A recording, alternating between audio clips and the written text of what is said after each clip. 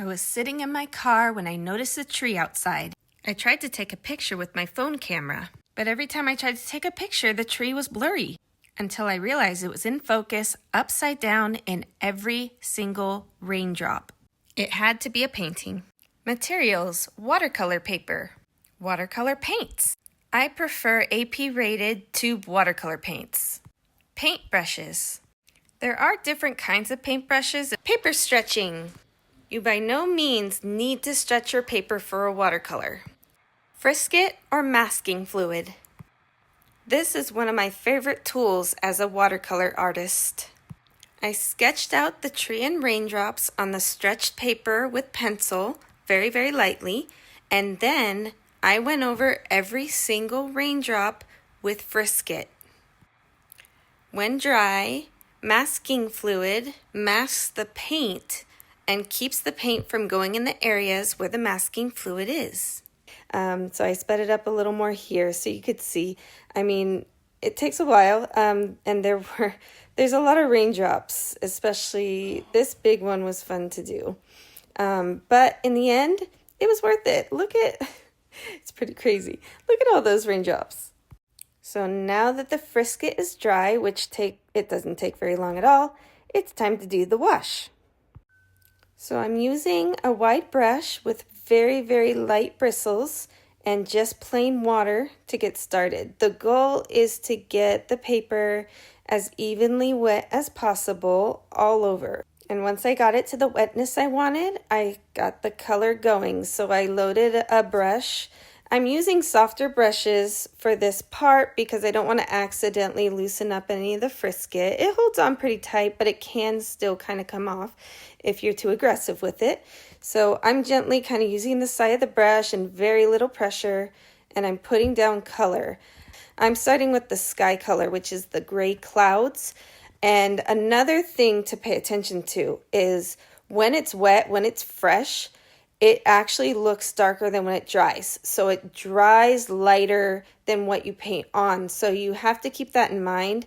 Now I'm working on that bottom part. So the bottom part is that darker hill that the tree is sitting on. So you're seeing me work that darker color, and I just kind of layer it kind of back and forth. And, I'm looking at the picture as I go, by the way. I'm not just doing this off the top of my head. You're going to see me start just dabbing it with the paper towel just to actually remove it. And then once I remove it, then I kind of start over. So I loaded the brush and I'm like, nope, still isn't going to work. So I'm dabbing it with the paper towel. And that's the nice thing about a wash is everything's still wet. Nothing has dried yet. Watercolor is basically a stain. It's staining the paper.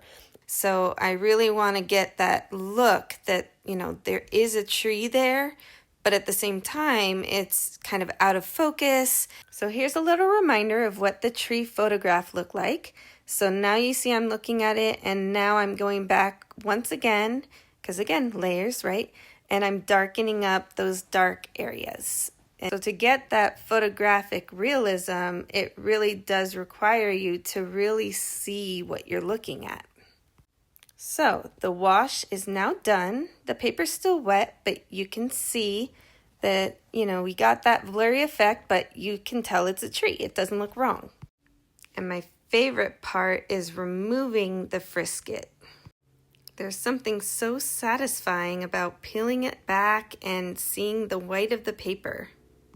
Now you can use your finger like I am here to remove it, but after a while, if you have a lot like I do on this piece, your finger will start getting sore, so you can also use a kneaded eraser. But just make sure, if you do use your fingers, make sure your fingers are clean. Wash your hands first because the oils in your skin can get into the paper and cause a resist and affect your painting. So here's what it looks like after the wash and after all that frisket is removed. It looks like it's snowing.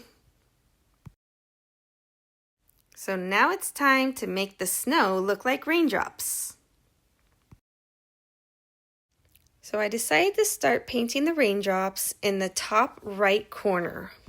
Those drops were the most simple out of all the other drops on the painting. As you can see, I am carefully looking at the image and I have circled on the photograph which raindrop I am painting. Each and every raindrop is different, so it was important to me to pay close attention to which raindrop I was painting and pay attention to how dark the outline is, how thick it is. This one at the top, the line was thinner and then it got thicker as it went around. So I continued doing the outer shadow on each of the biggest drops. Then I worked on the smaller ones and once again paid attention to the lines, the shapes. Some of them, had the tree in it, some of them didn't, some had shading, some didn't.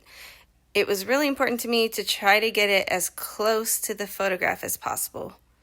To get these nice, sharp, crisp edges on these raindrops, I'm actually working on the dry paper, and the paint that's in my brush is relatively dry as well. You mix the water into your paint as thickly or thinly as you want, and when the paper is dry, it's going to go right where you want it to go, and the edges are going to be nice and sharp. So once that outer shadow paint was dry, I went back in with a nice gray wash. I really watered down the paint and I loaded up the brush nice and wet, and I went in and just so lightly shaded, and the shadowing in this area was kind of more at the top of each drop. Once I got the hang of it, I got in the habit of really just, when I go to the next area, I start with the biggest drops and get their shapes just right, get the edges right, get the thickness right, get the darkness right. The whole time I'm working on each drop, that's what I'm thinking of. And I'm making sure I'm looking at the right drop on the screen, which at times got a little difficult, but I did it. So you just saw how long it took me in real time, and now you're seeing it at 50 times the speed. Each drop I averaged took me about 20 minutes, and I didn't actually count how many drops there are, but I mean, it's a good amount of drops. There's a reason it took me about 4 months, start to finish, to do this painting. While the big ones were nice and dark, these littler ones tended actually to be more of a medium gray. Some of them were even a light gray. And I think that too is what added to the realism of the finished piece. And then of course, once all those dried, then I felt more comfortable going in and starting the painting of that tree in each drop that's upside down. And this is really the reason I did this painting, was that tree is so blurry in the background and that it is more focused in each raindrop, which completely fascinated me. But the beauty of it is different in each raindrop. Each raindrop is sort of refracting the light at a slightly different angle. So it's almost like you're seeing different sides of the tree as you look across these raindrops. So another tempting thing for an artist to do would just be, paint the same tree shape upside down in every raindrop, but that would go against the realism, because if you really look at the photograph, you see that no, it's literally different in every single one. So here we are getting to the drops closer to that dark hill at the bottom. As I got lower, you can see the two I did so far below there is the top of the raindrop was actually thicker and darker than the bottom, whereas at the very top raindrops, if you remember, the bottoms were darker and the tops were more faded. So that has to do with reflecting light. So these ones are reflecting upside down that hill, so the top of it is starting to show that dark hill shape. Now, the droplets at the bottom were different. Because they are over a dark area, you're not going to have that shadowing that the droplets on the lighter areas had. So you'll see here, this is real time. This is me studying. You see a lot of, barely dabbing the paper, moving slowly, pausing, looking at the picture, double checking myself, putting in another little line. So I hadn't done any of these droplets yet, so I hadn't fully understood what they looked like, how they worked. So you're seeing me work in a very, very light color. And I'm sort of just trying to block out the shape I'm seeing in the photograph. And you'll see that I kind of let it settle for a minute and then I darken it. It's supposed to be darker, but I started off light just so it would be easier to dab it off if I wasn't happy with it. These ones, some of them had almost a heart shape. That top dark shadow part kind of came to a point. And, you know, when I was working on it, I saw heart shapes, you know, that's what I saw the most. But later on, when people viewed the finished painting in the frame, they said they saw umbrellas. And once they said that, now I see it. You know, I don't see the heart shape as much anymore. I see the umbrellas. And, you know, that's fitting. It's rain. So, yeah, I guess they look like umbrellas. So here's me going, now that all those have dried, I am now adding that gray shade. So this little splatter here isn't quite a drop. It's more of a splatter. And its shapes and its tones and just everything about it was so much different than all the other raindrops that once again I went in with a very light green. It had a green shade to it, but it was darker. And I just started with just the lightest green I could use, just again to hash out the shape and figure out what I'm working with here and make sure, you know, everything's kind of lining up how it should, so I can make sure when it's finished it looks the way I want it to look. These are all the drops that are in that dark part. So in that dark part, you don't have that line around each drop. Your drops are actually having kind of that white edge versus the dark edge. So these are all things you want to pay attention to when you're trying to follow a photo and you're trying to make it look as realistic as you can. All these strange shapes and strange shades, you would think it wouldn't look like anything when you're done, but amazingly, it all ends up coming together in the end. And I'm sure you've heard it from other artists, but they say trust the process, because every painting, every work of art has what we call an ugly phase, which in my opinion, my art can have it multiple times during the process.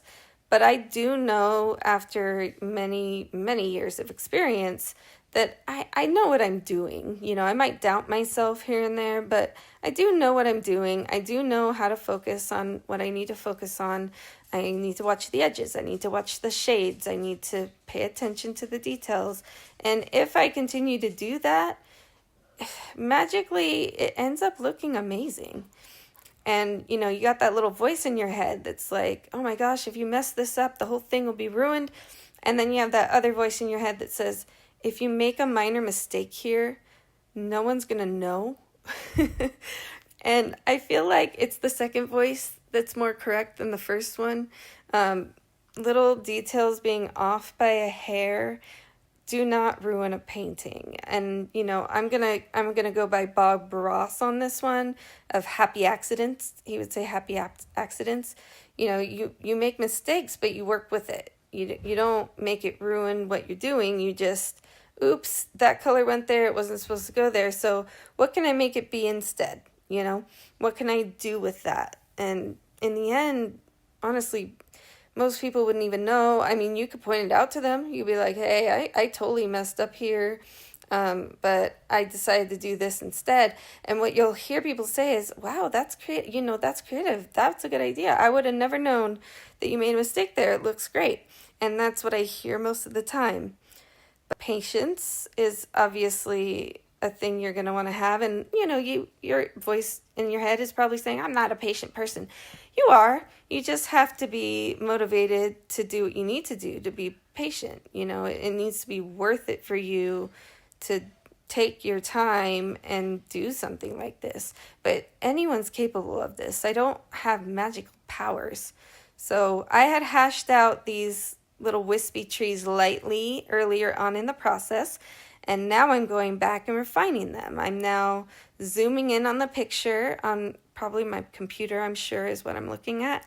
And, you know, I got that very tip. See how I'm very lightly it's the very tip of that brush, which is probably how many hairs, maybe 3 to 5 hairs.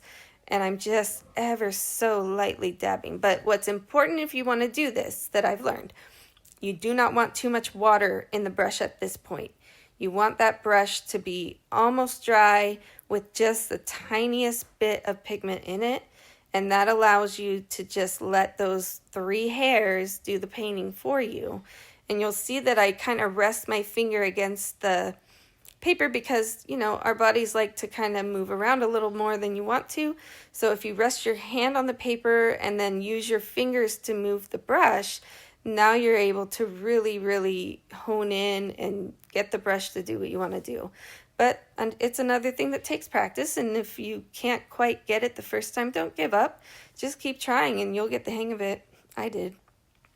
It looks so good.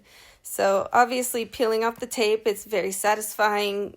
You know, all the paint was kind of being stopped there, so there's a nice clean edge. And then, of course, you got to get your Micron pen and do your signature because the Micron will never fade. It's a archival ink, and I love signing with it. But I love picking a spot that's kind of incognito so you don't have the signature slapping you in the face, and you can really appreciate the artwork without letting the signature get in the way. So after the signature was done and the paint was peeled off, I did a cool kind of zoom out effect with the camera. And I hope you try to tackle something like this one day. I'd be so proud of you.